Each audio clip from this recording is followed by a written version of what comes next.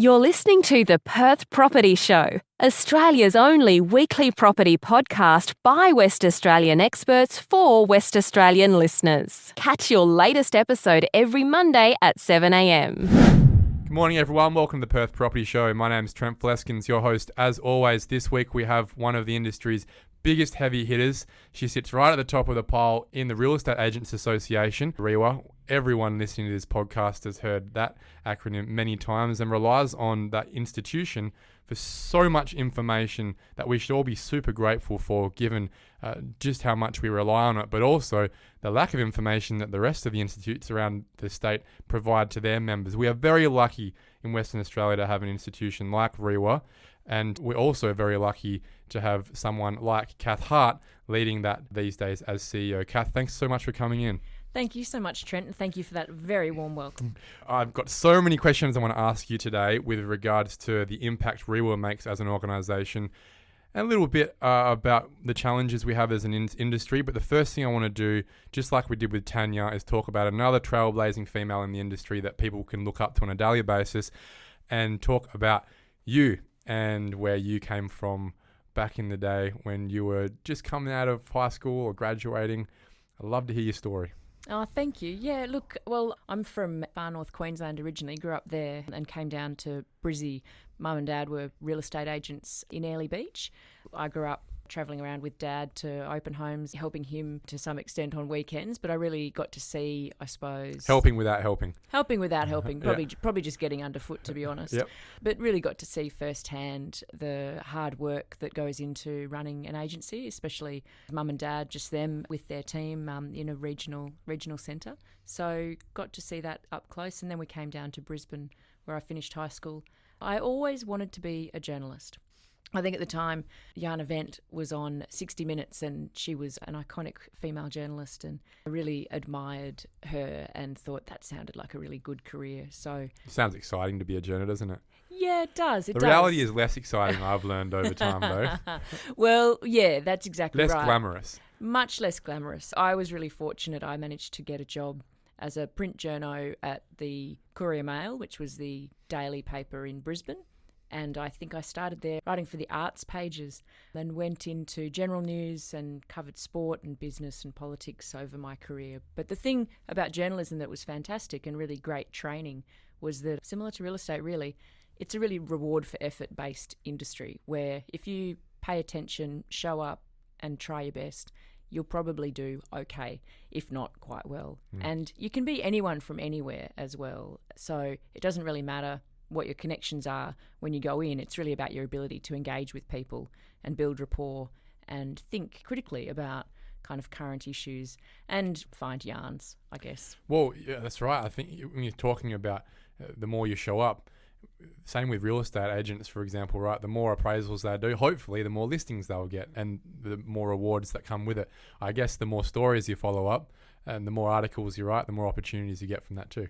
That's exactly right. And it's also about those relationships, building on enduring relationships and connections with people so that you can stress test things with them. And when they do have a story, they'll call you. You'll be top of mind for them. So there's a lot of similarities.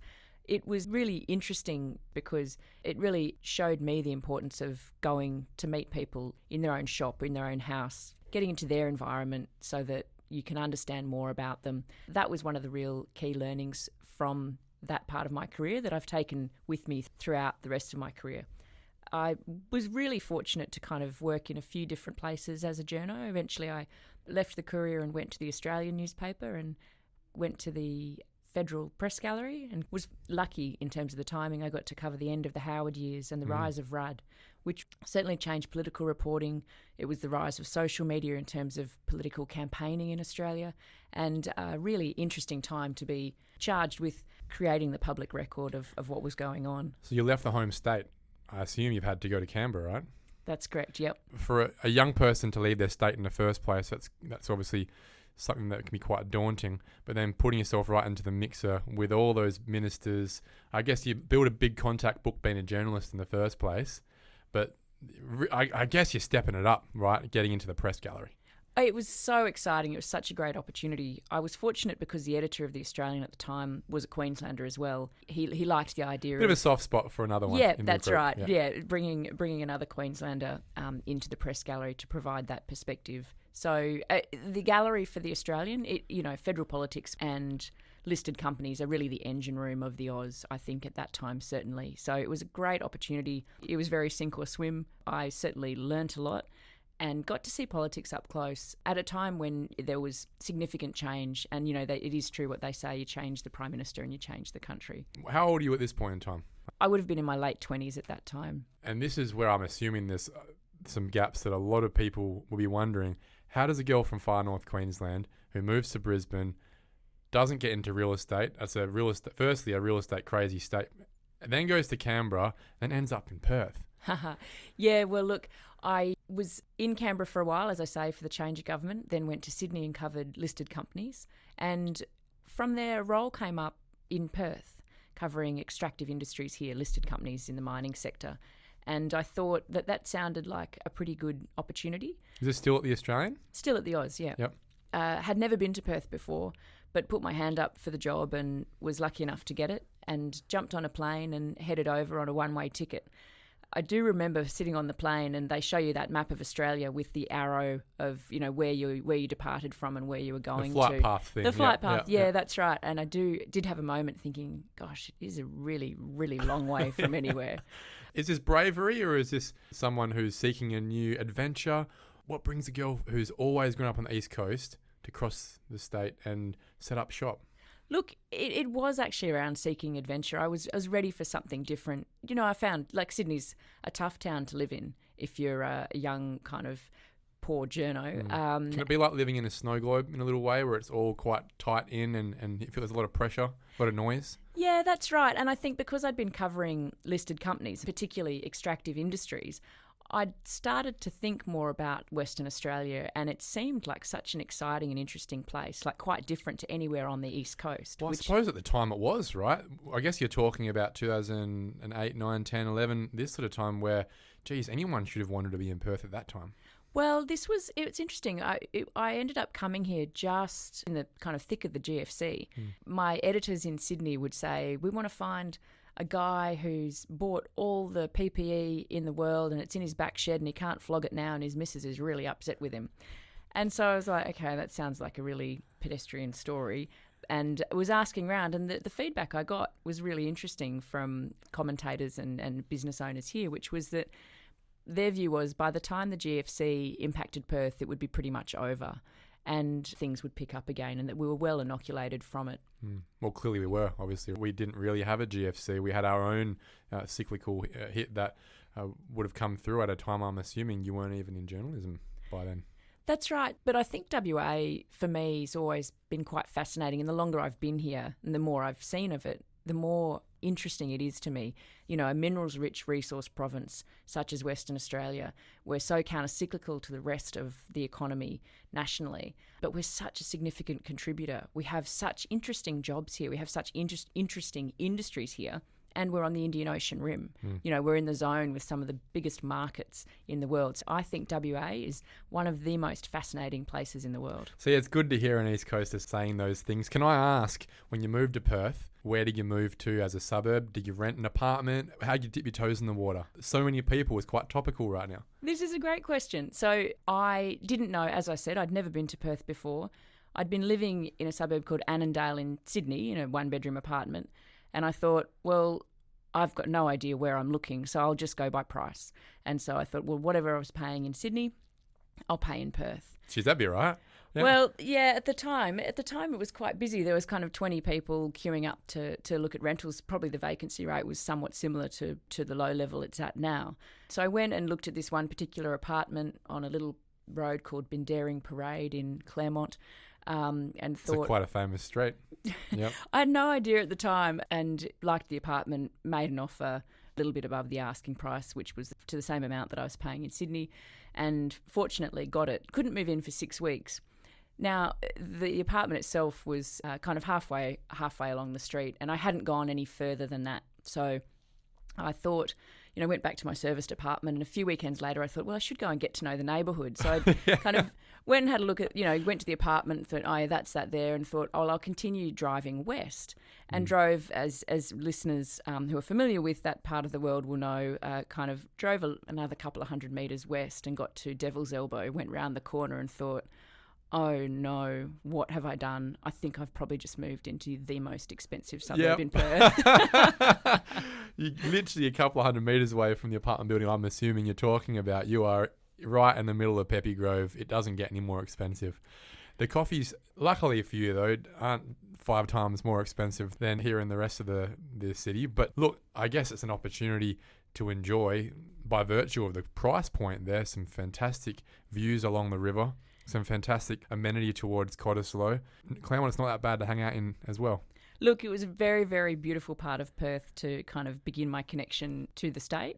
And, there's a lot of entrepreneurs in that part of the world, a lot of people with listed companies, large and small, which was the business I was in when I first came here. So, so it was a great place to start. But I do remember that sinking feeling driving around the corner, seeing this. My first thought was, wow, what an extraordinary view. And my second thought was, you've just made a very, very big mistake. Well, I don't know about that because, Gina Reinhardt and Chris Ellison would have, at that time, been living within a kilometre of you. So, and you wouldn't have even known it. Good networking for a journo. Yeah, exactly. Those are the people in extractive minerals you'd want to know, I think, as a journo. So when did you stop writing articles? Look, I was covering listed companies here for a little while.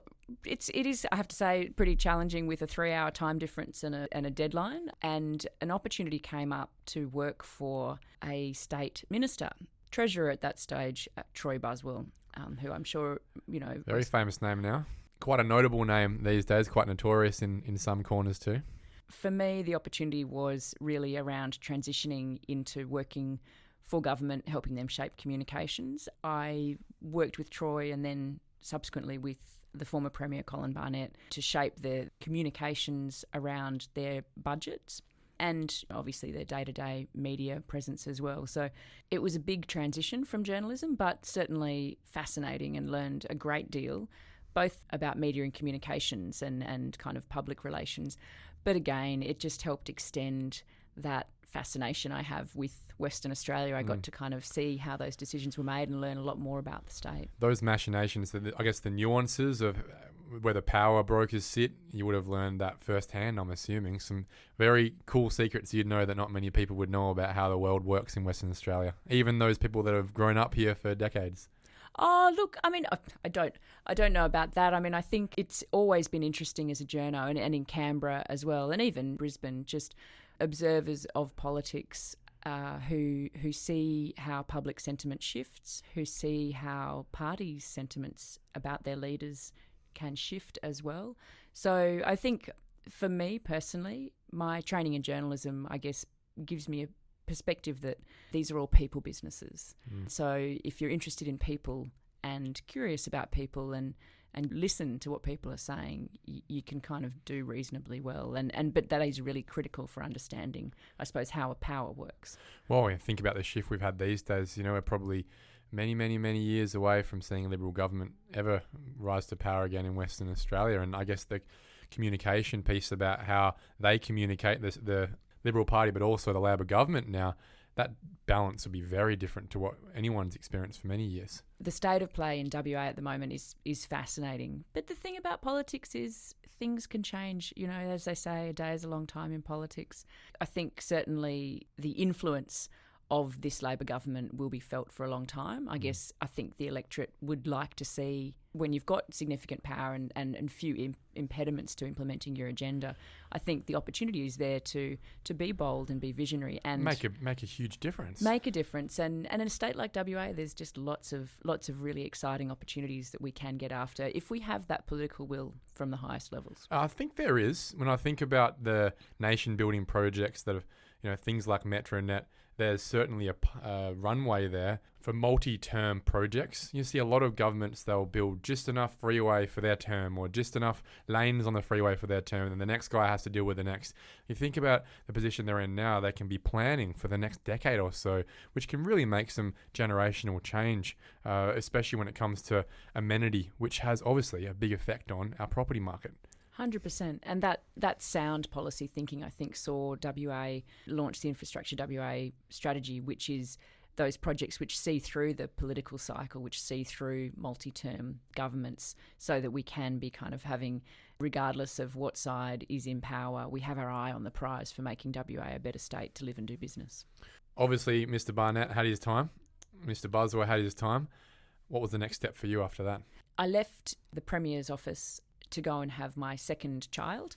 I had 2 children under 2 and was offered the opportunity to go and work at the Chamber of Commerce, and decided that sounded like a really good option, and that the kids, they were all settled in daycare, and so made the transition back into work. And it was fantastic. It was my first experience working inside a member-based industry association, working in advocacy. That experience was wonderful because it helped me really develop some pretty clear and enduring views about what the role of member associations is and how they can add value to their membership. Communications again, right? So you've gone from that journalistic side, which can be investigative. It can also, when you get to Canberra, it can also really be something where you're targeting someone sometimes, or you're pushing through a story, uncovering something, right? There can be some negative connotations to that. And then when you're working with the government, you're nearly advocating for them as well. You're trying to push a positive message, spin a story in a positive way so people can understand it better or can support it better. And then obviously pushing through to more clearly, just as you said, an advocacy, again, messaging, communications. It's great to see. I'm hoping everyone listening can start to put these pictures together, where I'm sure back coming out of Ellie Beach, you had no idea you'd end up on the other side of the country working in these spaces. But again, you look back, there's a very clear pathway here that you're currently taking. Yeah, look, it is interesting to reflect. And I think for me, advocacy is around having great policy, great connection with your community, in this case, the real estate sector for WA, but also being able to amplify your voice. So being able to communicate that. By amplify your voice, it doesn't mean shouting, it means connecting, it means communicating with the right language to the right audience at the right time. And through the right mediums. Exactly. Obviously, a lot of businesses have great messages to share, but I assume a lot of them would have hoped to have been able to share them in a much more effective way most of the time, right? So having the right communication strategy, whether you are an industry body or simply a commercial enterprise, it can be the difference between success and lagging behind in terms of your goals. Exactly, and I think it's been very interesting for industry associations and advocates across the spectrum over the last 10, 15 years. The rise of digital has disrupted those sectors as much as it has the taxi industry, where you can have your competitors suddenly at single issue organisations, people who are effectively keyboard warriors, or people who don't have to kind of find consensus across an entire industry. They can be a small group of 4 or 5 businesses who suddenly are all aligned on one issue and get a PR agency to be their advocate, to set up a kind of advocacy group for them. So I think that digital has certainly challenged some associations to think differently exactly on those issues, around how they communicate, around how they amplify their voice, and around how they reach and influence those decision makers.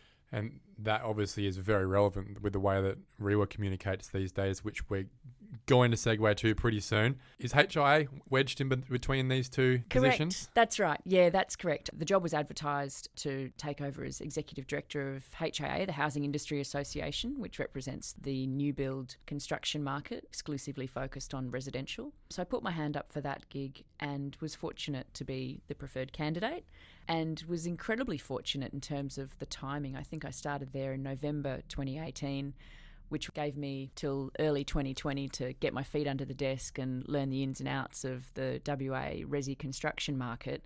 And then COVID hit. And what was a fantastic job suddenly was on steroids in terms of... Well, it's a nightmare for all your members, which means it's a nightmare for those people in your association. Exactly. But, my message to the team was, in times of stress and in times of crisis, our members need us more than ever. And they certainly did. The thing that I really took out of that period, though, was just how COVID really focused and clarified all the players in that decision-making space around what the real issues were, what the big priorities were. And we were very, very pleased with how engaged and thoughtful the government were around some of the decision-making they were doing at that time. I've got some big questions to ask in this space before we even get to REIWA. Firstly, you said that it was a fantastic time to start. Obviously, I guess because it gave you some time to put your toes in the water before COVID, but 2018, 2019 were pretty much the worst years in history for building in Western Australia. It was about as dark as it got. A lot of the guys there were, a job away from closing up shop, or lack of a job away. How did you see the industry at that point in time, and how were you advocating for the industry in a time where not even the government, I think, could have incentivized many more people to demand more houses to be built? Yeah, it was, as you say, from a personal point of view, the timing was good in that it let me get my feet under the desk so that I was across the issues such that when COVID hit, I was able to advocate effectively. But for industry, no, certainly it was incredibly challenging. The market was as flat as a tack and had been like that for 5 or 6 years. The effect of that was that it had winnowed out the supply chain effectively. We didn't have a pipeline of trainees and apprentices. We'd had a lot of people who'd left the industry who were skilled in construction trades, who'd gone to work elsewhere and who weren't going to come back. Emotionally burnt, I think, as well, a lot of them. Absolutely.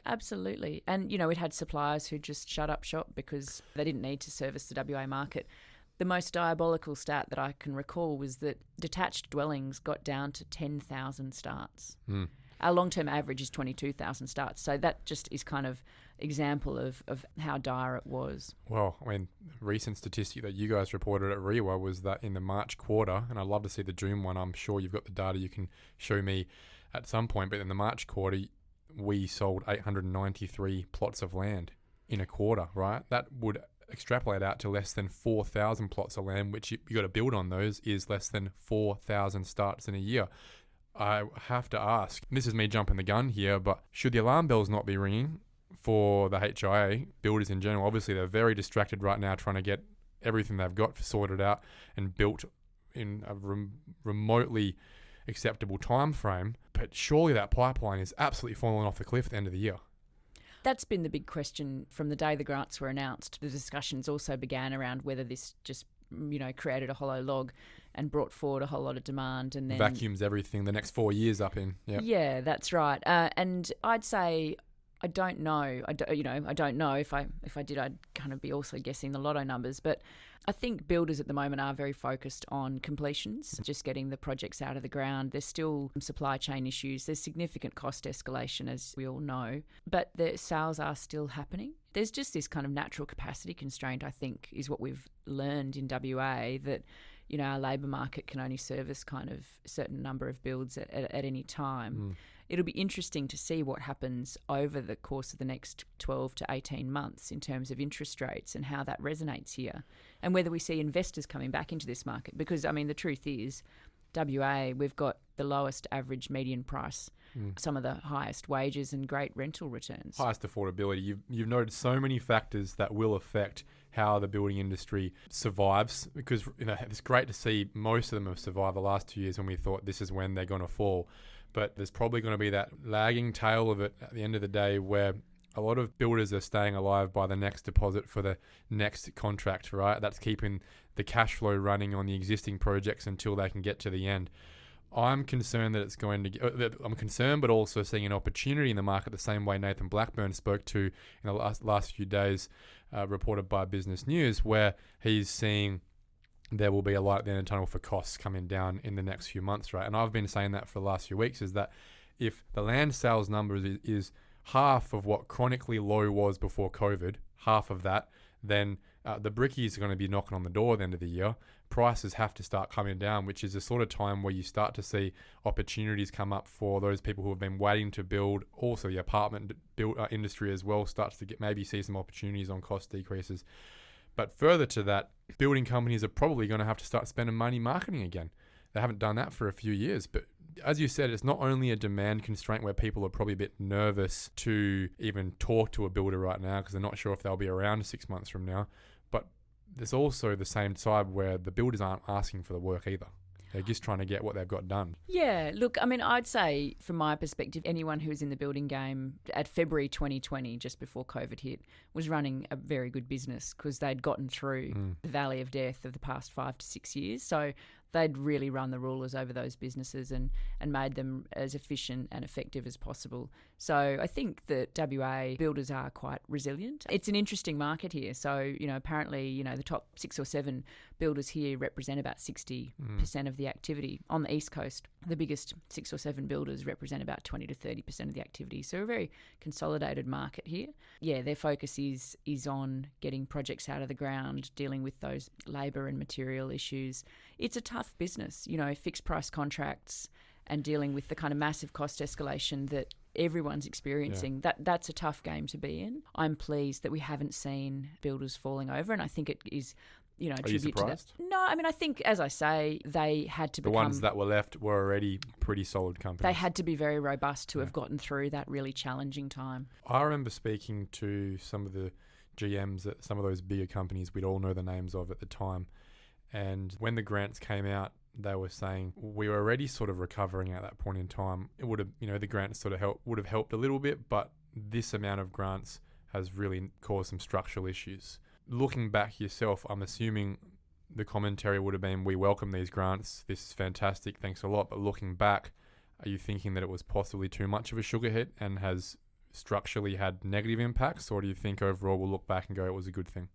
Look, I guess a couple of observations. One would be you'd have to go back before pre-COVID, and the policy failure there was that we let the number of new build starts fall so far below its long-term average. So the long-term average is 22,000 starts.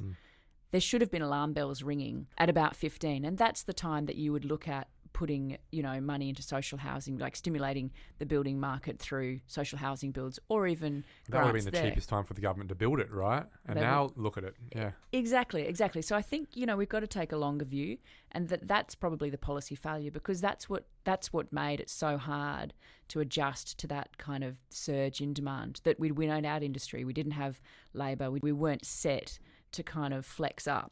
So that's one of the real policy lessons. And the other one for me, and I defend the grants because it's useful to remember that when they were announced, so there was the state government grant was announced, I think, first, and then the federal government was announced 2 days later. That was a Labor state government and a coalition federal government. They weren't necessarily kind of Probably weren't talking to collaborating each other. on what the terms of those grants would be. So that's number one. But number two is, as a community, if people cast their minds back, we were in lockdown when these policies were being developed. We were building a bridge into the dark. We didn't know how COVID would go in our community. We were seeing images of Italy and New York, for instance, where there were bodies in the streets, right? I think there was a lot of fear. People didn't know how COVID would go in our community. Also, we didn't know how our community would react to big investment decisions. Would people even take up these grants? Exactly. And they were real unknowns. What happened, as we all know, is that the grants were in fact a real green light for confidence in Western Australia. And I think that they were that catalyst for an overall recovery in sentiment in WA at that time. It was very hard to go from an historic low to an historic high. I often talked about we're drinking from a fire hydrant. Hindsight's 2020. I think one of the things that people might do differently next time is look at a cap. The state government grant was uncapped. There was no way for the builders to have visibility of how many sales their colleagues or their peers in the industry were writing. But if you did have visibility of that, potentially the ACCC might have something to say about it. Yeah, no, I think the intentions were right, and it was probably a perfect storm, unfortunately, of policies that went a little bit overboard, juxtaposed by an environment that the Labor government wasn't in control of beforehand, but certainly were aware of not incentivising enough to, as you said, retaining enough supply capacity to actually fulfil the grants they have just incentivised. And now we're left in a position where there's nearly a negative perception of trust from consumers to builders right now, where you can see it in the numbers. There's very strong market right now in terms of affordability. There's strong demand, but it's all going towards the established market because no one trusts the building market, and therefore we've got record low land sales as a function of a lack of trust of what they can actually build, when they can build it, who can build it, will they still be around in a year's time? I'd say it's around certainty that, That's around right. what the timeframes will be. I mean, I think... And cost. And cost is a huge factor. That's right. And we have heard of people who have decided to kind of back out of new build contracts and go with the established, go into an established dwelling instead. But I would say builders are doing a good job in terms of communicating those issues to their clients. I agree. And they've done the best they can do in an environment they've never been in before. Exactly. We're not Robinson Crusoe with these issues in WA. These are global challenges, timber supply chain disruptions. It's not just specific to WA. And I think most consumers take a cursory look at the newspapers would see that this is not necessarily about builders being dodgy or gouging or not trying to get the houses out of the ground. It's actually around everyone grappling with this kind of post-COVID environment. That's exactly right. Yeah, not a trust to the builders, but a trust in the outcome of the build is what I was referencing. Let's talk about REIWA and that move you've made now. It's a pretty historic move, isn't it? Because you've got some big boots to fill. I sure do. Neville Pozzi, the outgoing CEO, was with the organisation for 45 years. And I admire Neville immensely. Had the good fortune to work with him both when I was at CCI and at HIA, and I'm catching up with him again in a few weeks just to darken his doorstep and find out kind of his intel and his analysis on a couple of key issues as well. So yeah, very big shoes to fill. But he, I reckon I've probably got the best job in town because he's certainly got the Institute into such a sustainable position. As I referenced at the start, it's something that we should all be very grateful for, and that there are really no other institutes in the country that have so much influence and help so many people with their data and make such a difference to their members, right? It's quite unique. It is really unique. It's unique in terms of not just institutes around the country, but also I think member associations. I would say that REIWA's potentially one of the strongest in the country. And so that's why I'm so proud and excited to be able to lead the team and to represent the membership. So I think that REIWA.com is a wonderful, wonderful asset for the Institute and allows us to provide such great service to our members and great support to our members, and obviously helps us gather such insightful, relevant and timely data about the market in WA. Data is power, right? And that's where the difference is. These guys are across the other side of the country would not have remotely any of the data that you've got on your own market. What is the mission statement therefore? What do you understand is your role as CEO of REIWA? How do you make a difference? And by extension, how does the organisation make a difference to not only its members, but the cool thing is about REIWA, it's paid for by its members, obviously, but it really serves the whole community, not just the real estate agents. Yeah, that's a really good point. Well, yeah, I think the mission is around, helping everyone win in real estate in WA. For me, specifically as CEO, the role has a kind of particular mandate, and that is to build on that wonderful, sustainable footing that the previous CEOs have helped create. For the next chapter under my stewardship, what I'll be really focusing on is raising our profile in terms of our advocacy and our lobbying, which means making sure that the policy settings are right so that, as you said, that both on the practitioner side and on the community side, everyone can transact in a straightforward way that isn't kind of encumbered by too much red tape, that doesn't attract onerous, inflexible taxes such as things like stamp duty, so that we have the right settings in place. And you're absolutely right. I also chair the Housing Industry Forecasting Group, which provides feedback to government around how many starts we think there'll be each year in terms of the new build market, but it also provides commentary around what's happening across the whole housing continuum. And what I know is that whenever anyone transacts at any point of the housing continuum, whether that is building social housing, building their own home, moving into an established home, or becoming an investor and letting somebody else rent in the private market, that it has an impact across the whole continuum. But it particularly, when you've got activity across all points, it helps those most vulnerable West Australians. Where does your line go to? Does it go to mainly you're talking to the Planning Minister, Safiotti, you're talking to the Treasurer, or by extension the Premier as well in this? Who is a stakeholder here that Cath Hart should have the ear of?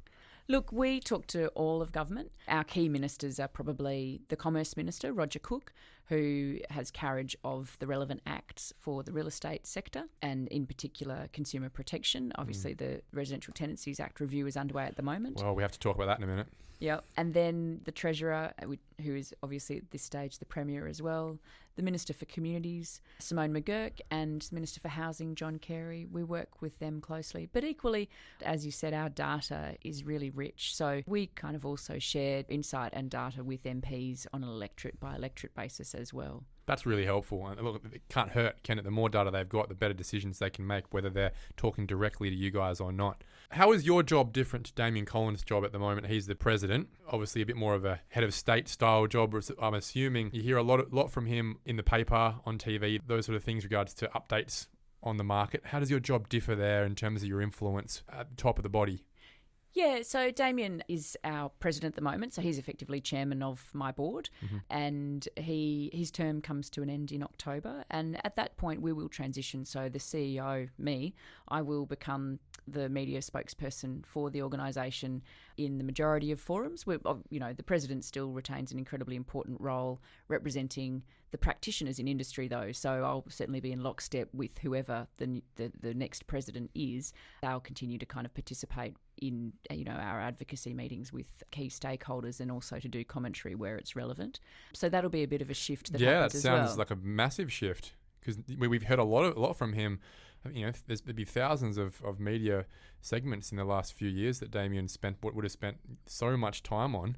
Is this more of an administrative thing, so that the president probably has a bit more time to do president things and work on their own business as well, which is because it is not a full-time job, and you can represent the organisation as CEO as you probably should? That's certainly part of the strategy, where with my remit to kind of raise our profile in terms of our advocacy and our lobbying, it makes sense to say then the person who fronts who is the spokesperson for the organisation becomes the CEO, which is not to say, though, that we won't hear from the president anymore at all. They still will play an incredibly important role in that advocacy and commentary as well. I think Damien's done an outstanding job, and the better he does, probably the more media he gets. Yeah, he's done a great job. Yeah. He's done an outstanding job. And look, I think people will still hear from Damien as a practitioner, as somebody who has his own businesses as well.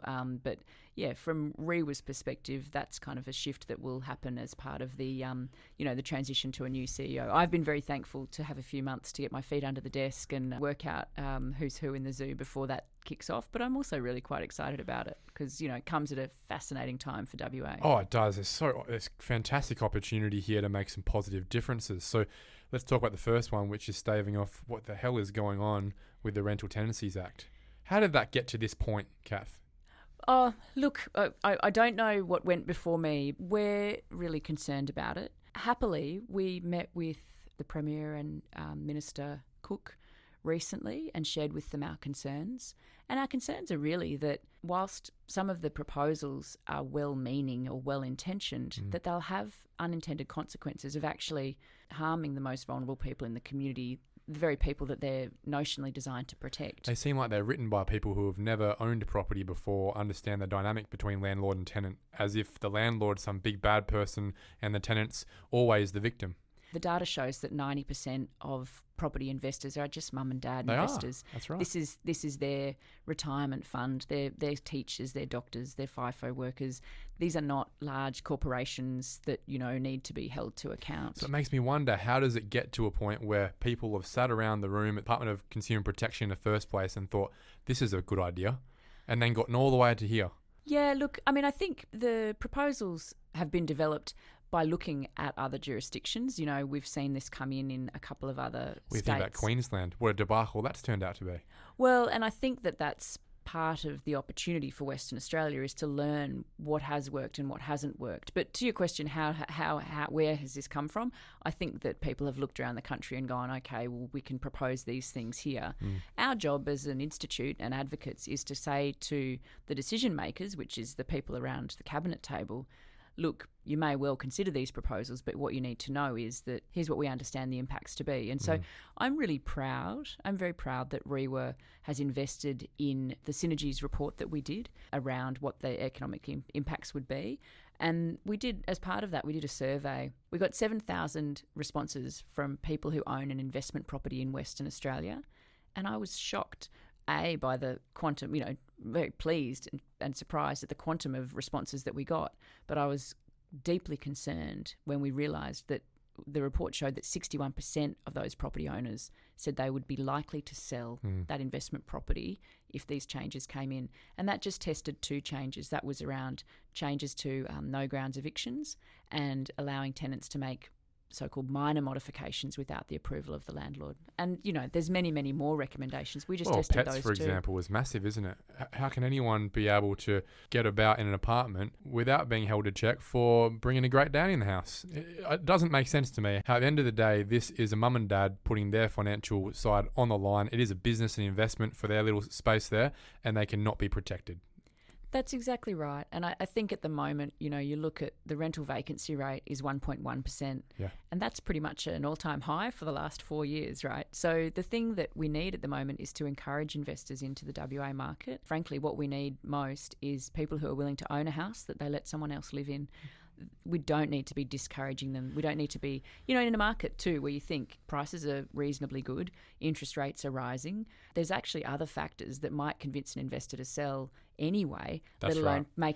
making the regulatory conditions too onerous for them to bother. It's counterintuitive to the current market to think about making it less incentivized to buy an investment property and provide supply to an already chronically undersupplied rental market, which leads us to one of the next most important advocacy spaces we've spoken about off air of in the past is stamp duty. Not only is there currently a policy sitting there on the Premier's table to disincentivize more supply, but there's continually still an environment there where we've got a first home buyer's rate of duty threshold that is of 4 or 5 years ago that really needs to be updated.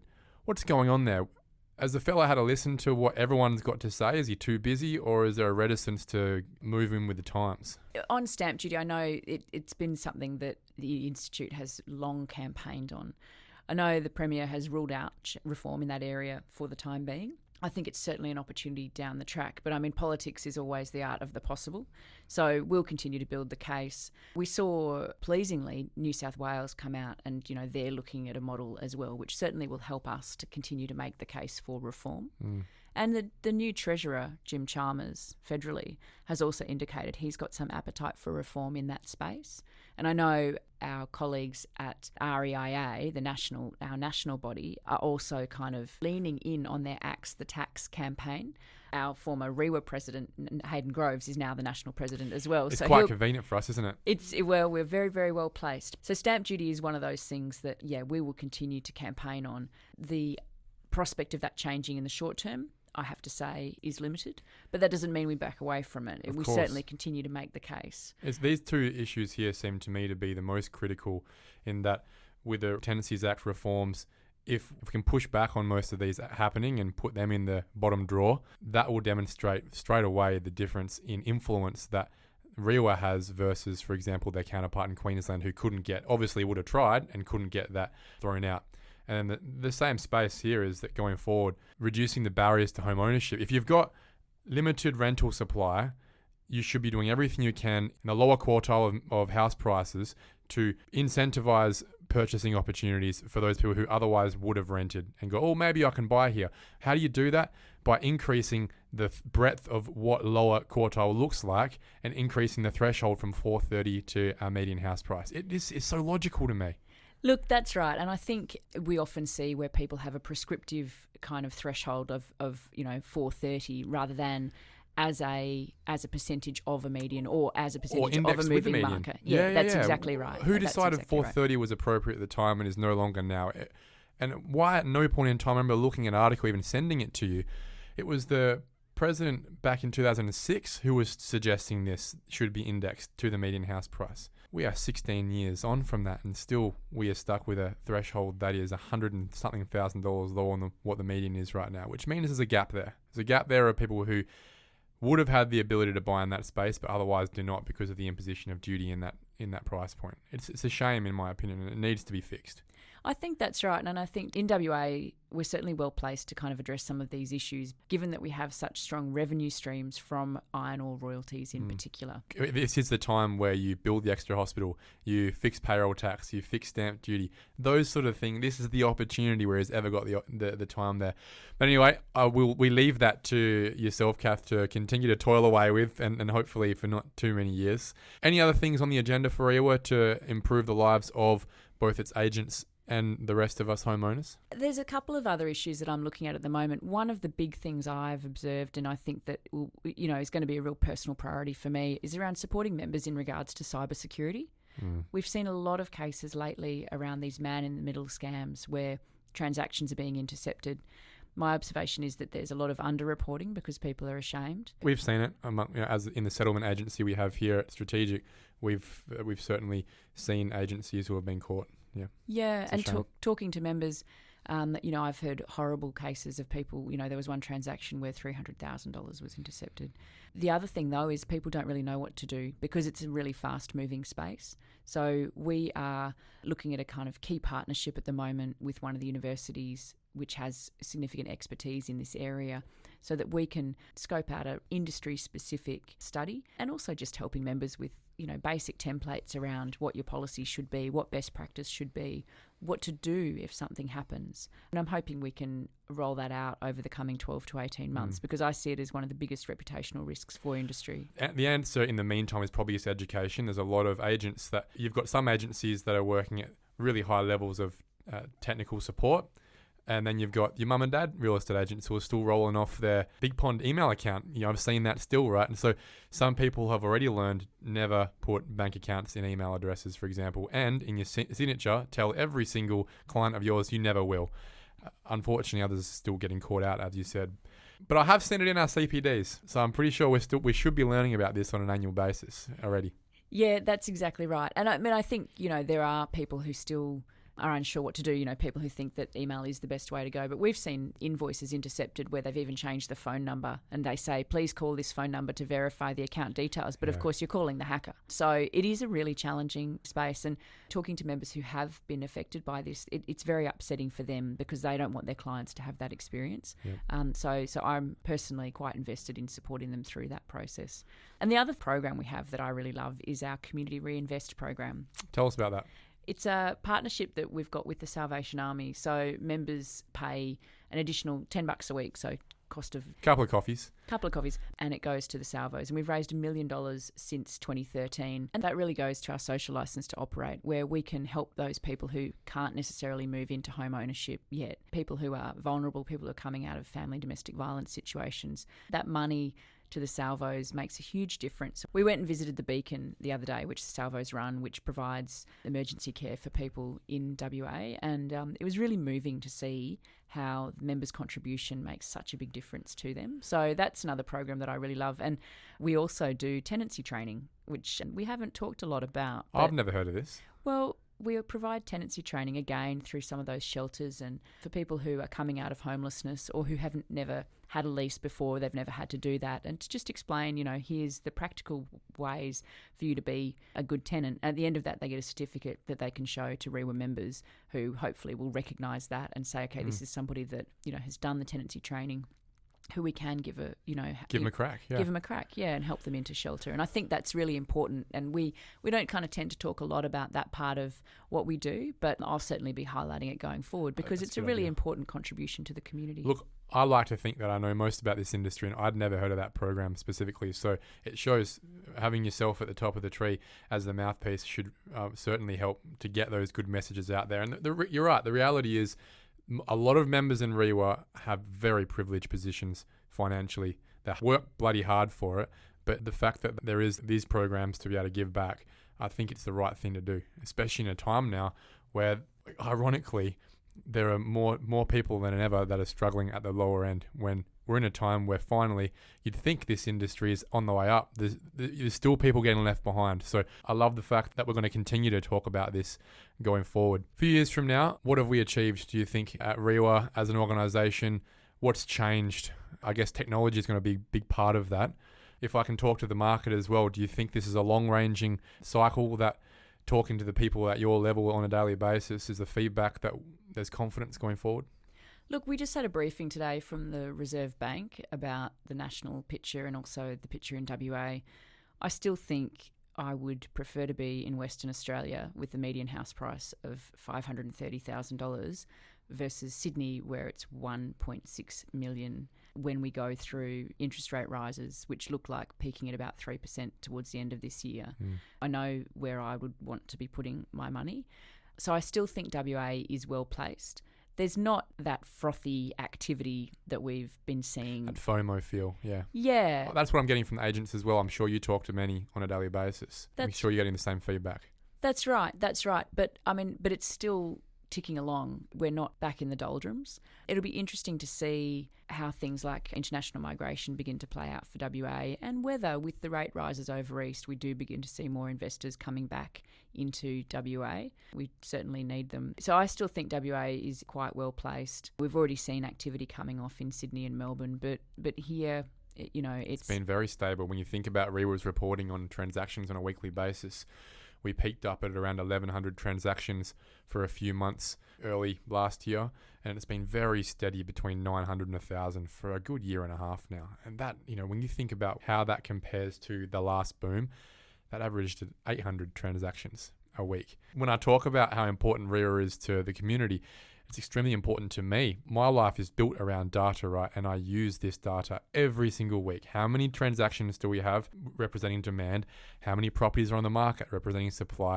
If you track that every single week, which you can do with REIWA, you can form a very, very solid understanding of where our market has come from, where it is, and hopefully where it can continue to go.